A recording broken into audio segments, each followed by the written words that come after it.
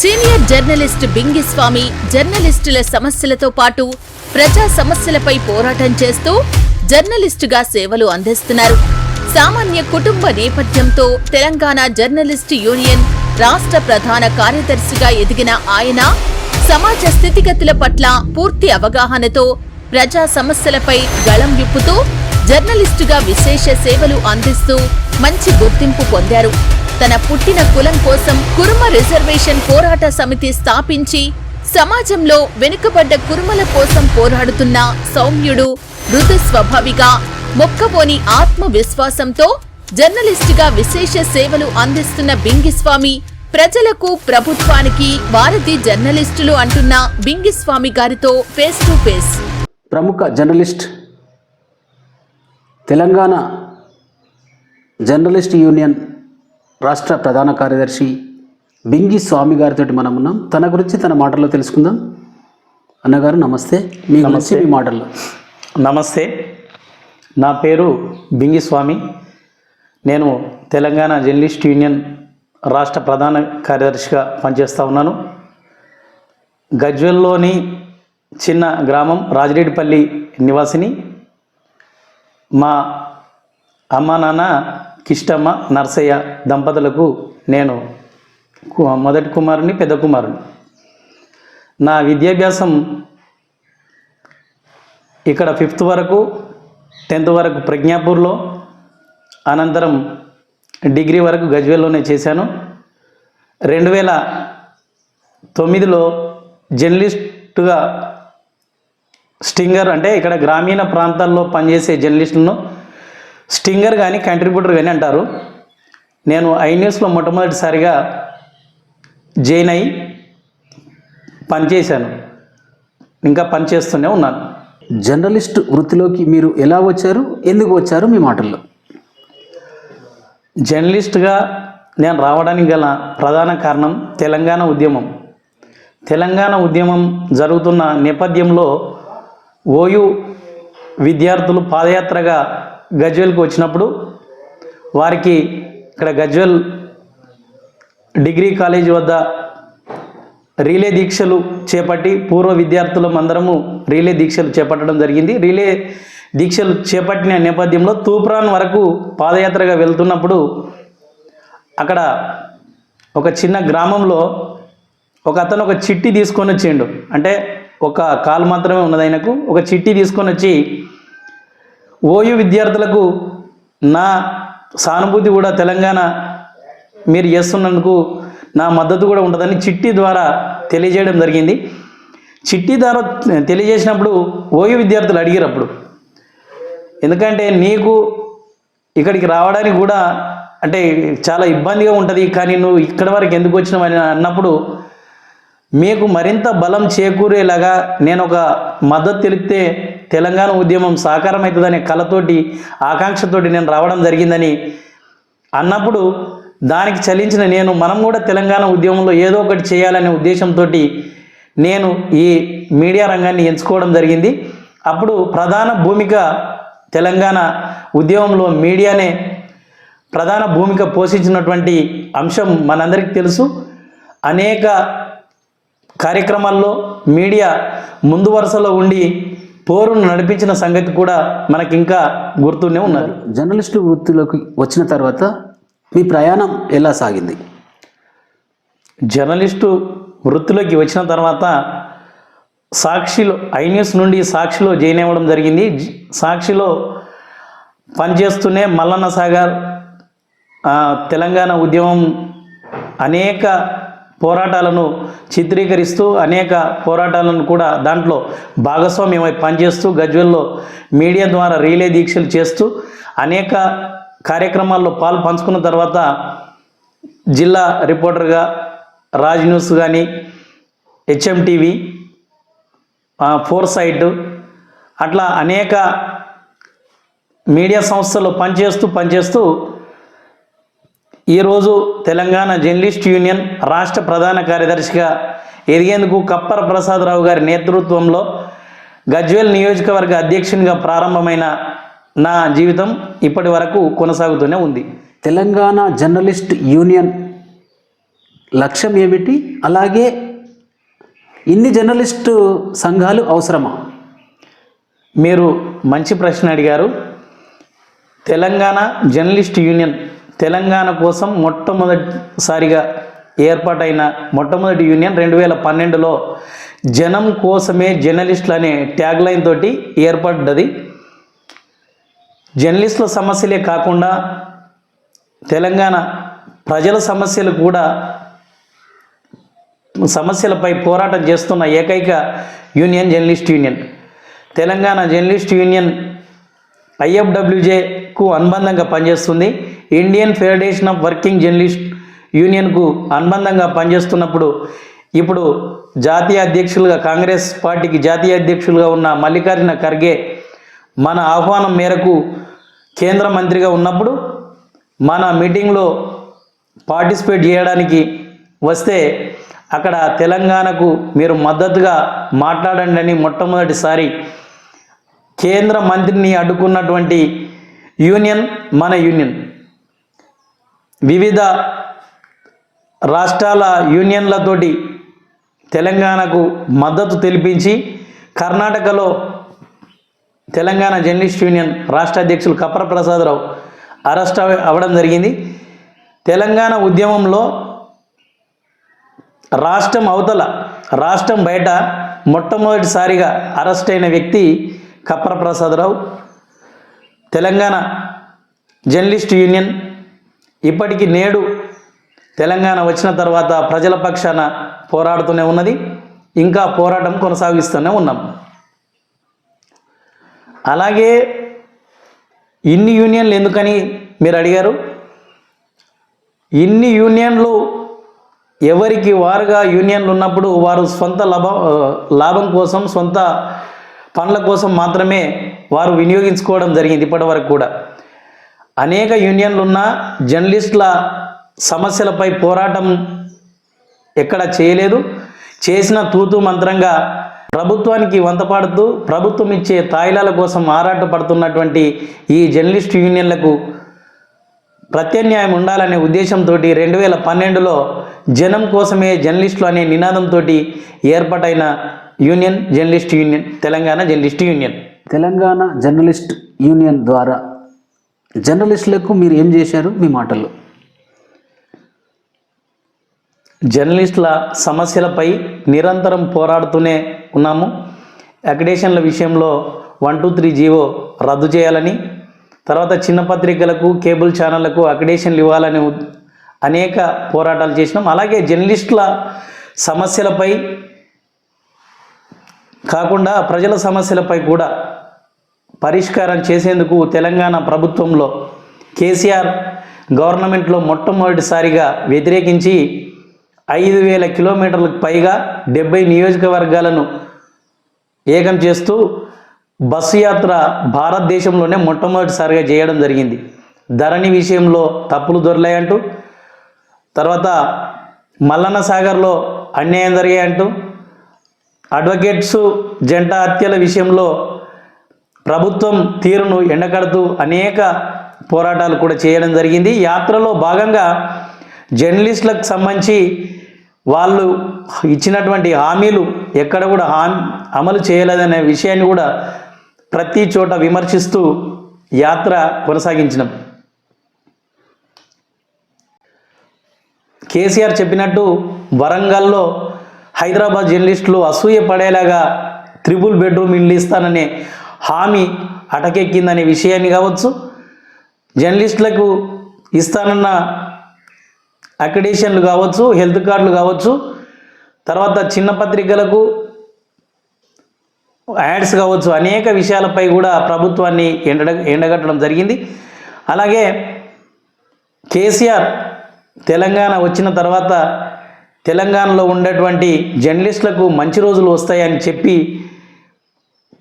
మొట్టమొదటిసారి జర్నలిస్టులను మోసం చేసినటువంటి వ్యక్తి ఎవరైనా ఉన్నారంటే కేసీఆర్ అని మనం చెప్పక మానదు. ఎందుకంటే తెలంగాణ వస్తే మన బతుకులు బాగుపడతాయి, మొదటి బుక్క మనమే తింటాము అనే ఆశలతోటి తెలంగాణ జర్నలిస్టులు తమ ఉద్యోగాలను ప్రాణాలను కూడా పణంగా పెట్టి ఓయూ దగ్గర నుంచి గల్లీ నుంచి ఢిల్లీ వరకు ఉద్యమాలు చేస్తే ఈరోజు కేసీఆర్ మోసం చేసినటువంటి పరిస్థితి మనకు కనబడ్డది. కానీ మంచి రోజులు మళ్ళీ వస్తాయేమని మనం అనుకున్నాం. కానీ రేవంత్ రెడ్డి ప్రభుత్వం కూడా అదే ధోరణితోటి చూస్తున్నటువంటి పరిస్థితి మనం చూస్తున్నాం. కానీ జర్నలిస్టులు లేకుంటే ఈ తెలంగాణ రాష్ట్రం లేదు. జర్నలిస్టులు లేకుంటే తెలంగాణలో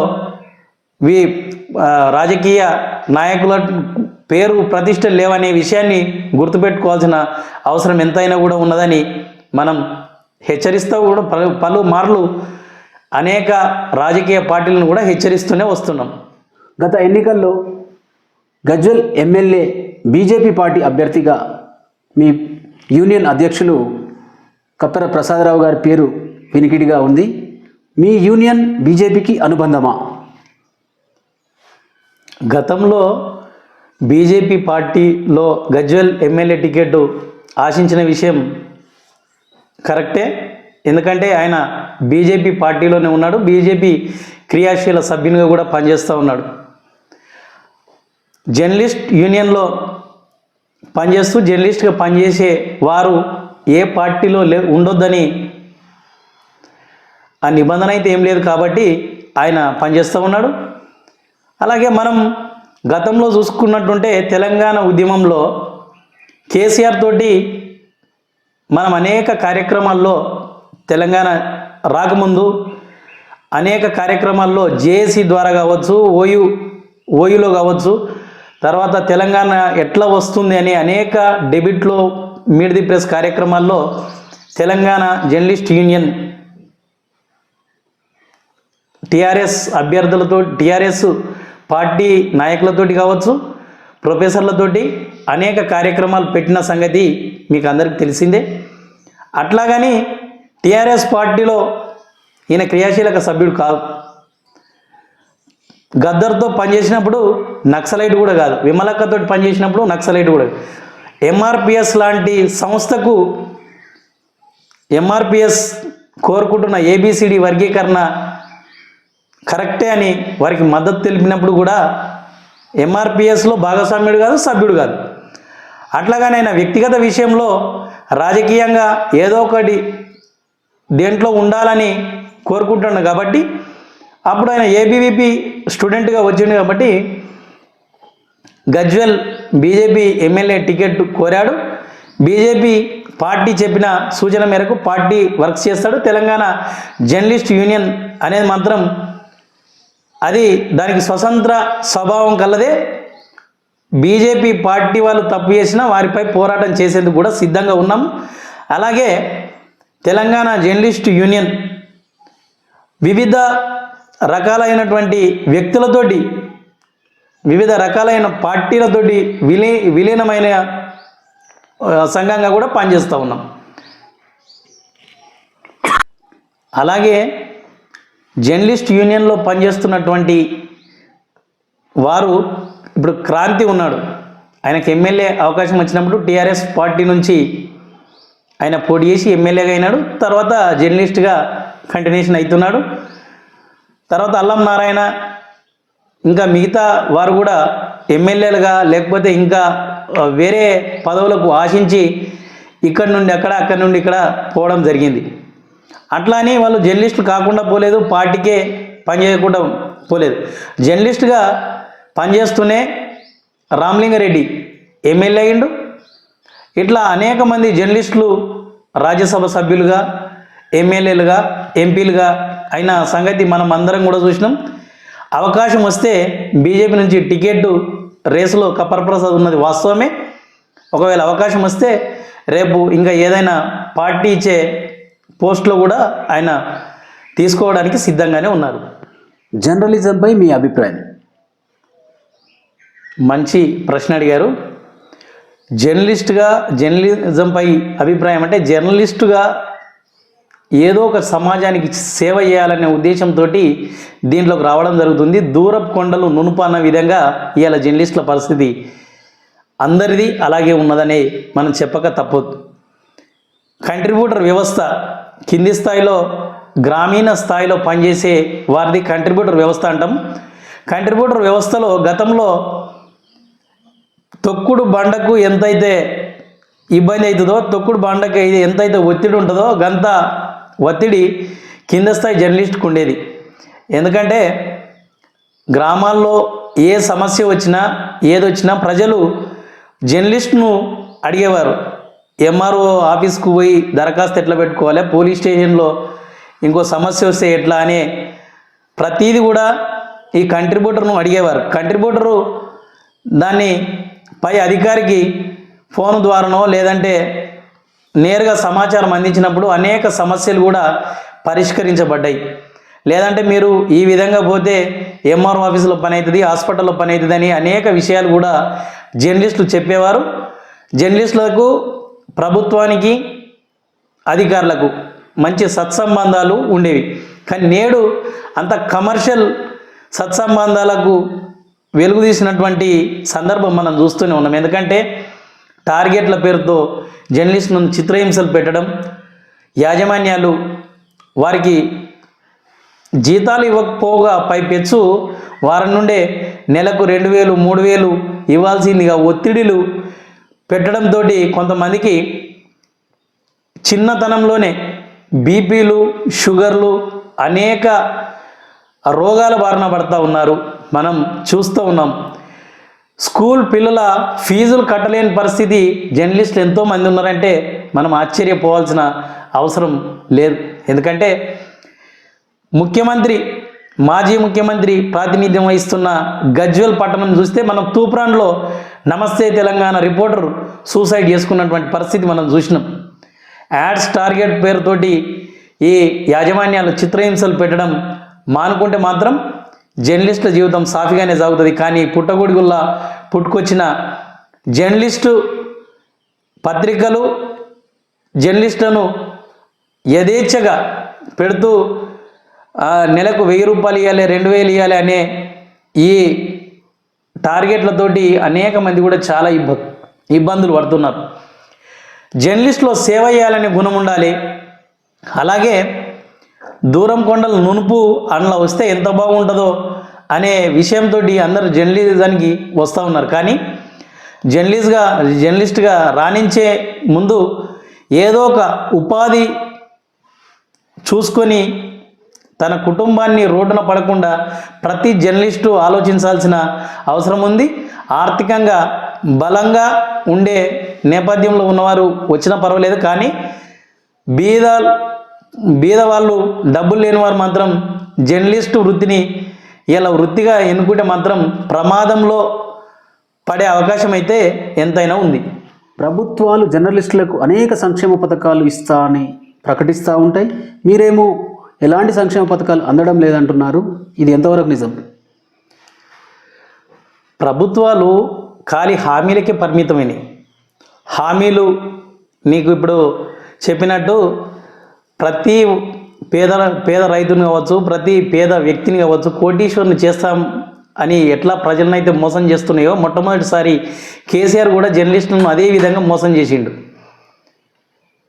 కేసీఆర్ మోసం చేసిన దాంట్లో మనం చెప్పుకోవచ్చు, డబుల్ బెడ్రూమ్లు ఇళ్ళ ఇస్తాం, తెలంగాణ వస్తే జర్నలిస్టులకి పెద్దపీట వేస్తామని చెప్పిండు. కానీ ఎక్కడ కూడా పెద్దపీట కాదు కదా, కనీసం కుర్చీ కూడా లేకుండా చేసిండు. మనం చూసినాం అది. ఈ హామీల కోసం మాకు అకడేషన్ ఉంటే ప్లాట్లు వస్తాయి కావచ్చు, అకడేషన్ ఉంటే హెల్త్ కార్డు ఉంటుందేమో అని అనేక సంక్షేమ పథకాలకు మేము అర్హులం అవుతామనే దీనికి ఆకర్షితులై లక్షల రూపాయల యాడ్స్ యాజమాన్యాలకు ఇచ్చి జర్నలిజంలోకి ఇలా అనేక మంది కూడా పీజీలు పిహెచ్డీలు చేసిన యువత కూడా రావడం జరిగింది. మనం కరోనా సమయంలో చూసినాం. కరోనా సమయంలో 5 కిలోల బియ్యం కోసం నీకు 2 కిలోమీటర్లు 3 కిలోమీటర్లు లైన్ కట్టిన జర్నలిస్టులు అనేక మంది ఉన్నారు. అంటే ఇలా బియ్యం లేని పరిస్థితిలో జర్నలిస్టులు ఉండని మనం తెలుసుకోవచ్చు కదా. అనేక చోట్ల యాక్సిడెంట్ అయినప్పుడు లేకపోతే అనారోగ్యం పాలైనప్పుడు అన్న ఒక 500 కొట్టండి, ఒక 200 కొట్టండి, నేను హాస్పిటల్లో ఉన్నాని ఇలా జర్నలిస్టులు పడే వేదన చూస్తూ ఉంటే కళ్ళ నుంచి నీళ్ళు వస్తూ ఉన్నాయి. ఇదంతా దీనికి కారకులు ఎవరు? ఇవాళ రాజకీయ నాయకులు కోట్ల రూపాయలు సంపాదించుకొని కోట్లకు పడగలెత్తారు. ఇక కేసీఆర్ వచ్చిన తర్వాత ప్రతి ఛానల్ను, ప్రతి పేపర్ను తనకు రాజకీయ పార్టీకి ఆయన మన దాన్ని మలుచుకొని నీకు ప్రతీది కూడా కొనుక్కోవడం జరిగింది. ఇలా ప్రతి జర్నలిస్టు ఆయన చెప్పినట్టే రాయాలి, ఆయన చెప్పిందే చూపించాలి, ఆయన చేసేటియే రాయాలనే పరిస్థితికి తీసుకొచ్చిండు. ఈరోజు మనం అనేక మందిని చూస్తూ ఉన్నాం, స్కూల్లో ఫీజులు కట్టలేక ఎగ్జామ్లో కూడా రాయనిటువంటివి పరిస్థితి జర్నలిస్టుల పిల్లలకు మనం అనేక సార్లు కూడా చూసినాం. అన్న ఈ అక్రిడిటేషన్ కార్డు ఉన్నా హెల్త్ కార్డు పనిచేస్తలేదని ఒకరు ఫోన్ చేస్తారు, హెల్త్ కార్డు ఉన్నా కొన్నిటికి బీమాలకు ఇక్కడ అవకాశం లేదని ఇంకో కొంతమంది ఫోన్ చేస్తారు.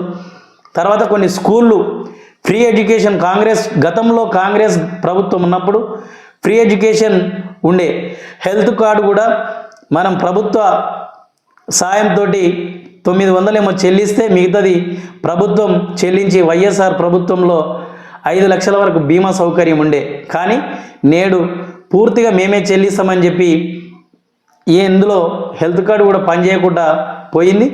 తర్వాత కొన్ని చోట్ల అనారోగ్యం పాలైనటువంటి వారు చికిత్స పొందిన తర్వాత రావాల్సిన డబ్బుల కోసం ఇప్పటికీ హరీష్ రావు నియోజకవర్గంలో కూడా ఇప్పటికీ తిరుగుతున్న వాళ్ళు అనేక మంది ఉన్నారు. చనిపోతే అక్రిడిటేషన్ ఉన్న వారికి 5 లక్షల రూపాయలు బీమా ఇస్తామని ఇప్పటి వరకు చనిపోయిన వారికి కూడా ఇవ్వనటువంటి పరిస్థితి మనం అనేక సార్లు చూసినాం. ఈ నాయకుడు పోతే ఇంకో నాయకుడు పోతే ఇంకో నాయకుడు వస్తూనే ఉన్నాడు తప్ప జర్నలిస్టుల జీవితాల్లో ఇప్పటి వరకు వెలుగు నింపింది అయితే మనం చూడలేదు. కేవలం నాయకుల జీవితాల్లో వెలుగు నిండింది. కేవలం వాళ్ళకు మాత్రమే సీట్లు వచ్చినాయి, వాళ్ళకు మాత్రమే కోట్లు వచ్చినాయి. కానీ సాధారణ జర్నలిస్టులకు మాత్రం ఈరోజు ఆ సాధారణ జీవితంలోనే ఉన్నారు, ఇంకా మరింత దిగజారిపోయి అధ్వాన పరిస్థితిలో ఉన్నారని మనం చెప్పడానికి కూడా వెనకాడేది ఏం లేదు. తెలంగాణ రాష్ట్రం ప్రత్యేక రాష్ట్రంగా ఏర్పడిన తర్వాత బీఆర్ఎస్ ప్రభుత్వ పనితీరు, ఇప్పుడు మళ్ళీ కొత్తగా 1 ఇయర్ పాలన కాంగ్రెస్ పార్టీపై మీ విశ్లేషణ. మంచి ప్రశ్న అడిగారు. తెలంగాణ వస్తే మా జీవితాలు బాగుపడతాయేమని విద్యార్థులు కావచ్చు, నిరుద్యోగులు, ప్రజలు, రైతులు అందరూ కూడా పోరాటం చేసి తెలంగాణ తెచ్చుకోరు. 10 ఏళ్లలో ఆయన చెప్పేటువంటి కళ్ళబొల్లి మాటలు, హామీలు, ఉచిత హామీలు, అనేక హామీలు విని విసికి వేసారి ఇంకెవరైనా ప్రత్యామ్నాయం వస్తే బాగుంటుందనే ఉద్దేశంతో ప్రత్యామ్నాయం కోసం ఎదురు చూసినప్పుడు బండి సంజయ్ బీజేపీ ఒక ఉవ్వెత్తున యాత్రల ద్వారా దాని ద్వారా ఉవ్వెత్తున ఎగిసి బీజేపీ అధికారంలోకి వస్తుందేమో అనే విధంగా కూడా ప్రజల్లో చొచ్చుకపోయింది. కానీ అప్పటికే రాష్ట్ర అధ్యక్షుడు కిషన్ రెడ్డిని మారవడంతో ఈయనకు కేసీఆర్ మీద ఉండే వ్యతిరేకత కాంగ్రెస్ పార్టీకి టర్న్ అవ్వడంతో ఈయన యాక్సిడెంటల్ సీఎంగా, ఈయన చేసిందేం లేదు కానీ యాక్సిడెంటల్ సీఎంగా ఈరోజు రేవంత్ రెడ్డికి మంచి అవకాశం వచ్చింది. కానీ ఆ అవకాశాన్ని ఈయన కూడా కళ్ళబొల్లి మాటలతో ఇప్పటి వరకు ఆయన ఇచ్చిన హామీలు ఇప్పటి వరకు నెరవేరలేదు. మహిళలకు 2500 ఇస్తామన్నాడు. తర్వాత ఇప్పుడు రైతులకు రుణమాఫీ 2 లక్షలు ఇంకా కాలేదు. అలాగే రైతు బంధు 7,500 నుంచి 15,000 ఇస్తున్నాడు. ఆల్రెడీ ఒకసారి ఎగ్గొట్టాడు. సన్న ఒడ్లు, దొడ్డు ఒడ్ల పేరుతోటి మేనిఫెస్టోలో ఒడ్లు అని పెట్టి ఇప్పుడు సన్న ఒడ్లకు పేరు మార్చాడు. ఇండ్లు చెప్పాడు. సంవత్సర కాలంగా కొద్దిగా చేస్తూ ఉన్న అనేక హామీలను ఎగ్గొడుతూ ఆయన నెట్టుకొచ్చేటువంటి పరిస్థితి. కేసీఆర్ అప్పులు కడుతున్నా లేదంటే ఇక్కడ కుండలున్నాయేమో అనే చెప్పుకుంటున్నటువంటి పరిస్థితి మనకు ఇప్పటి వరకు కూడా కనిపిస్తుంది. కేసీఆర్కు రేవంత్కు పెద్ద తేడా ఏం లేదు. ఎందుకంటే ఇక్కడ మల్లన్న సాగర్లో ఆయన ఇబ్బందులకు గురి చేస్తే మల్లారెడ్డి అనే రైతు చితిపేర్చుకొని చనిపోయిండు. అలా తమ్ముళ్ళు వాళ్ళు పెత్తనం చెలాయించి అక్కడ కూడా వాళ్లకు అవమానాలు, లేకపోతే అక్కడ పెత్తనం చెలాయిస్తే అక్కడ మాజీ సర్పంచ్ మల్లారెడ్డి ఆయన కూడా ఆత్మహత్య చేసుకున్నటువంటి పరిస్థితి. ఇద్దరికి పెద్ద తేడా ఏం లేదు. జర్నలిస్టులకు ఏం కావాలి, మీరు ప్రభుత్వాన్ని ఏం డిమాండ్ చేస్తున్నారు? జర్నలిస్టులకు మనం ఈ అక్రిడేషన్లో లేకపోతే ఇదో ఈ కార్డులు హెల్త్ కార్డులు అని మనం కోరుకోవట్లేదు. అక్రిడేషన్లు ఉన్నా మనం జర్నలిస్టులు ప్రభుత్వాన్ని కోరుకునేది ఏంటంటే తాను ఉండడానికి ఇల్లు, పిల్లలు చదువుకోవడానికి మంచి విద్య, తర్వాత తాను వృత్తిలో ఏమన్నా అయితే ఇబ్బంది కాకుండా మంచి వైద్యం, ఆరోగ్యం, ఈ 3 ఉంటే సరిపోతుంది. ప్రభుత్వం ఈ 3 మీద చర్యలు తీసుకోవాలని గతంలో కూడా మేము చెప్పినాం. ప్రతి జర్నలిస్టుకు పక్కా ఇల్లు, ఇప్పుడు చిన్న జిల్లాలు అయినాయి కాబట్టి జిల్లా కేంద్రంలో 300 గజాలలో పక్కా గృహం నిర్మించి ఇవ్వాలనేది మా మొదటి డిమాండ్. అయితే తర్వాత ఆరోగ్య బీమా 10 లక్షల వరకు ఆరోగ్య బీమా ప్రతి జర్నలిస్ట్ కుటుంబానికి ఇవ్వాలి. ఏ జర్నలిస్ట్ అయితే చనిపోతారో వారి కుటుంబానికి ఆసరాగా ఉండే విధంగా వారికి 25 లక్షల రూపాయల ఎక్స్ గ్రేషియా ప్రభుత్వం చెల్లించాలి. అలాగే వారి పిల్లలకు ఉచిత చదువులు, మంచి నాణ్యమైన విద్య ఉచితంగా అందించాలని గతంలో కోరాము. ఇప్పుడు కూడా ఈ డిమాండ్లతోటి మేము ముందుకు పోయినాం. అలాగే కొన్ని రాష్ట్రాలలో మనం ఏరి కోరి తెచ్చుకున్న తెలంగాణ రాష్ట్రం కాబట్టి కేరళ కావచ్చు, తమిళనాడు కావచ్చు, ఇంకా మిగతా అనేక రాష్ట్రాల్లో జర్నలిస్టు పెన్షన్ పథకం అనేది ఉన్నది. 55 ఏళ్ళు దాటిన జర్నలిస్టులకు 15,000 రూపాయల పెన్షన్ ఇవ్వాలని మనం డిమాండ్గా పెట్టినాం. ఎందుకంటే పువ్వులు అమ్మిన చోట కట్టెలు అమ్మలేరు. యాజమాన్యం 50 సంవత్సరాలు 60 సంవత్సరాలు దాటిందంటే పని చేపించుకోవడం బంద్ చేస్తుంది. కాబట్టి జర్నలిస్టులు మరొక వృత్తిలో కావచ్చు లేదంటే మరొక చోట పని చేయలేరు. కాబట్టి వారికి 15,000 రూపాయల పెన్షన్ ఇవ్వాలని ప్రభుత్వాన్ని కూడా డిమాండ్ చేస్తున్నాం. వేరే ఇతర రాష్ట్రాల్లో ఆ పెన్షన్ పథకం అనేది ఉన్నది. అలాగే ఇతర సౌకర్యాలు కూడా జర్నలిస్టులకు ఇవ్వాల్సిన అవసరం ఉంది. ఇతర రాష్ట్రాల్లో జర్నలిస్టులకు క్యాబినెట్ హోదా, ఇప్పుడు మనకి ఇక్కడ ప్రెస్ అకాడమీ ఎలాగైతే ఉన్నదో ప్రెస్ అకాడమీ సేమ్ ఎలక్షన్లో టైపు పెట్టి వీరికి క్యాబినెట్ హోదా ఇచ్చి అసెంబ్లీలో కూడా క్యాబినెట్ హోదా ఇచ్చి కొంచెం ఫండ్ కూడా ప్రభుత్వం వారికి ఇవ్వడం జరుగుతుంది. అట్లా ఇచ్చినట్టయితే జర్నలిస్టులకు ఎక్కడైనా అన్యాయం జరిగితే నేరుగా ప్రెస్ అకాడమీ నుంచి డైరెక్ట్గా బాధితునికి ఎంతో కొంత ఆర్థిక సహాయం చేసే వెసులుబాటు ఉంటుంది. కాబట్టి ఒక 100 కోట్లతోటి జర్నలిస్టు అకాడమీకి, ప్రెస్ అకాడమీకి క్యాబినెట్ హోదా ఇచ్చి 100 కోట్లు వాడుకునేలాగా డిపాజిట్ చేయాలని కూడా మేము డిమాండ్ చేయడం జరుగుతుంది. మీరు జర్నలిస్ట్గానే కొనసాగుతారా, రాజకీయాల్లో వచ్చే ఆలోచనలో ఉన్నారా? మీరు మంచి క్వశ్చన్ అడిగారు. జర్నలిస్టుగా ఉంటూనే రాజకీయాల్లో చేయాలనేది కూడా అనేక మందికి కోరిక ఉంటుంది. అవకాశాలు వస్తే ఆ వైపు కూడా ప్రయత్నాలు చేసేటువంటి ఆస్కారం కూడా ఉంటుంది. కానీ నేటి రాజకీయాలు చాలా కాస్ట్లీ రాజకీయాలు అయినాయి. 100,000 కోట్ల ఉన్నోళ్ళే రాజకీయ వ్యక్తులుగా ఉండాలి, లేకుంటే రాజకీయ నాయకులుగా చలామణి అయ్యే ఇట్లాంటి రోజుల్లో రాజకీయాల్లోకి రావడం అనేది చాలా కష్టంతో కూడుకున్న పని. పేదలు తర్వాత మధ్యతరగతి వాళ్ళు కూడా రాజకీయాలు చేసేటువంటి రోజులు వస్తే మాత్రం తప్పకుండా రాజకీయాలకి వస్తా. అలాగే కురుమ రిజర్వేషన్ పోరాట సమితిని నేను ఒక సంఘాన్ని వ్యవస్థాపక అధ్యక్షునిగా ఉన్నాను. కురుమల సమస్యలపై కూడా నిరంతరం పోరాటాలు చేస్తూనే ఉంటాము. వెనుకబడినటువంటి అనేక మంది కురుమల కోసం మా సంఘం పనిచేస్తూ ఉంది. అలాగే తెలంగాణ జర్నలిస్ట్ యూనియన్ ఆధ్వర్యంలో కూడా అనేక కార్యక్రమాలు చేపట్టినాం. నేడు ధరణి కూడా మార్పు అంటే మేము మొట్టమొదటిసారిగా ధరణిలో తప్పులు దొరిలాయని మొట్టమొదటిసారి యాత్ర చేసినప్పుడు ధరణి అంటేనే అక్కడ తప్పుల తడకతోటి కూడుకున్నటువంటి ఒక యాప్ అని మనం ముందుగా చెప్పడం జరిగింది. ఇప్పుడు కాంగ్రెస్ ప్రభుత్వం దాంట్లో ఉన్న తప్పులను సవరించి భూమాతగా దాన్ని తీసుకురావడానికి అనేక కార్యక్రమాలు చేస్తూ ఉంది. దానికి మేము కూడా పోరాటాలు చేసినామని కూడా చెప్పవచ్చు. అలాగే మల్లన్న సాగర్, కొండపోచమ్మ సాగర్ వీరి నిర్వాసితుల కోసం కూడా మేము అనేక పోరాటాలు చేసినాం. తర్వాత గజ్వెల్లో గద్దరుతోటి పత్తి రైతు బాధలు, పత్తి రైతుల ఆత్మహత్యలు ఆగిపోవాలి, రైతుకు మద్దతు ధర తెలపాలని కూడా మేము అనేక పోరాటాలు చేశాము. ఇంకా భవిష్యత్తులో అనేక పోరాటాలు చేస్తూనే ఉంటాం. జనంతో, మీతో ఇంకా అనేక పోరాటాలు, అనేక సమస్యలు, అనేక కార్యక్రమాలతోటి పాలు పంచుకుంటాం.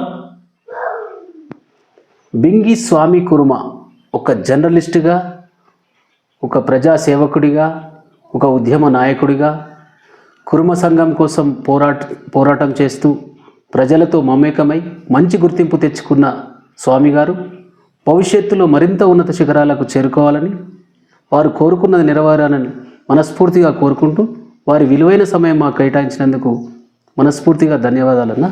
మీకు thank you, all the best. ధన్యవాదాలు.